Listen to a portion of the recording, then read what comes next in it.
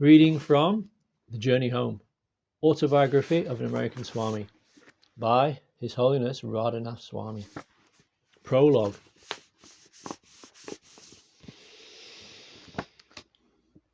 As I crawled out from the icy Himalayan water of the Bagmati River, I gazed at two heaps of ashes, one from a cremation pit and the other from a sacrificial fire.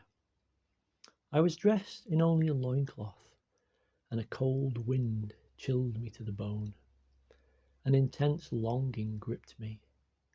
What was I doing here, shivering alone, nearly starving, and so far from home? Was all my searching to be in vain? I stared up at stars that were shimmering through the branches of an ancient banyan tree. Birds of the night warbled a melancholy song. Sacred fires burned brightly along the riverbank, where holy men, their hair matted like ropes hanging down below their knees, threw offerings of pungent herbs into the flames.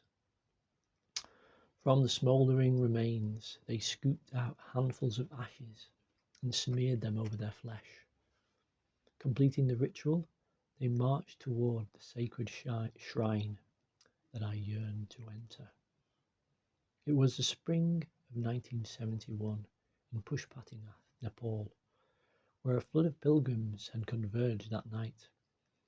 Just out of my teens, I felt half a planet away from my home in suburban Chicago, and I ached for the solace of a holy place, a place where I might pray for direction.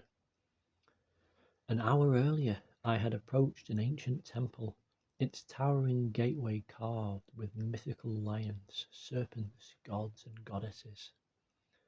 As I climbed the stone steps, thrilled with anticipation, a gatekeeper whipped his club into my chest. I sunk to my knees, gasping for breath. Flanked on both sides by police, the gatekeeper blocked my path and shouted, "You are a foreigner! Get out!" Their chief, dressed in a turban and military attire, burst forward with burning eyes and smacked his rod against a sign that read, "No foreigners allowed."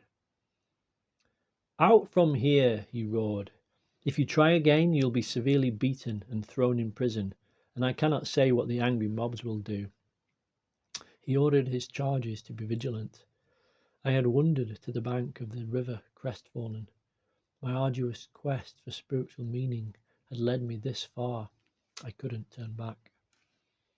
Now, watching the holy men, an idea sprang into my mind. I kneeled down at one smouldering pit where a sacrificial fire had burned, and sunk both my hands deep into the warm, powdery ashes, sifting out the lumps of glowing coals. Shuddering, I plastered the ashes across my skinny body, from my matted hair to my calloused bare feet. The musty powder burned into my nostrils, choking my throat and parching my mouth. I wrapped two river-stained cotton sheets over my upper and lower body for robes and crept again toward the gate, my heart beating heavily in my chest. The same sentinels stood guard with clubs in hand, but they did not recognize me and let me pass. As I entered a vast open courtyard surrounding the ancient altar, I thought, if I'm caught in here, I could be killed.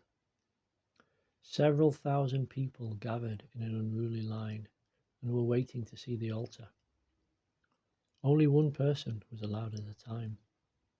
Patiently taking my place in the rear of the line, I inched forward. Suddenly, the same police chief who had stopped me earlier passed by. I gasped and turned my face away, my adrenaline surging. He stepped right in front of me, stared into my ash-covered face, then barked a question in the local Hindi language. I didn't understand a word. If I spoke a single word of English here, I knew I would be finished. Receiving no reply, he stared at me and launched into a barrage of questions, this time much louder.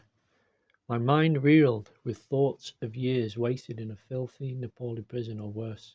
With a blank expression, I stood motionless knowing he was trained to detect anything suspicious. Did he recognize me? I could only guess. Another idea rose in my mind. Placing one palm over my mouth, I waved the other hand from side to side. Those who vow never to speak, moany bobbers, often express their vow in this way. The chief gripped my arm and dragged me away.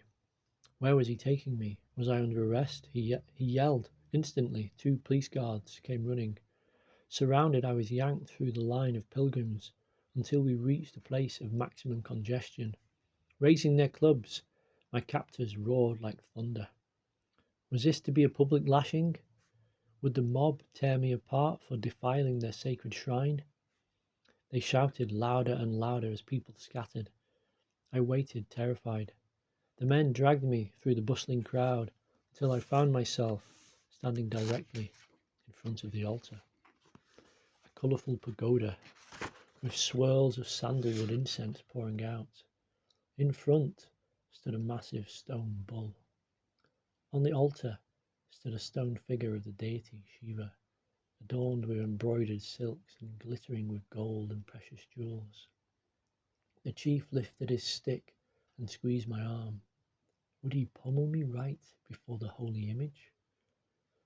Surrounded by his lieutenants, rod raised above his head, he shouted orders at a priest who rushed back into the altar. I waited, trembling. From the inner sanctuary the high priest appeared, dressed in robes of red silk. A striking red circle of powder marked his forehead, and he wore a gold necklace and strand of dried rudraksha seeds around his neck. In a deep, hypnotic tone, he recited the mantra, Om Namo Shivaya.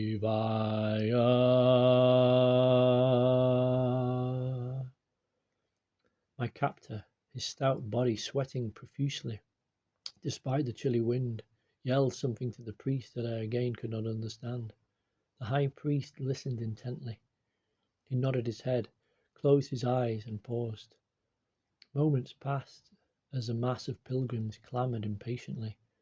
Then, straightening his posture, the high priest took a deep breath and began to recite incantations from ancient Sanskrit texts. He stunned me by wrapping a silk turban around my head. Then he draped a shawl over my shoulders, placed several jasmine and night queen garlands around my neck, anointed my forehead with sandalwood paste, and offered me saffron-flavoured water to drink. Standing in a daze, I realised that the police were holding the massive crowd back in order to grant me an exclusive opportunity to worship the Lord and be honoured by the temple.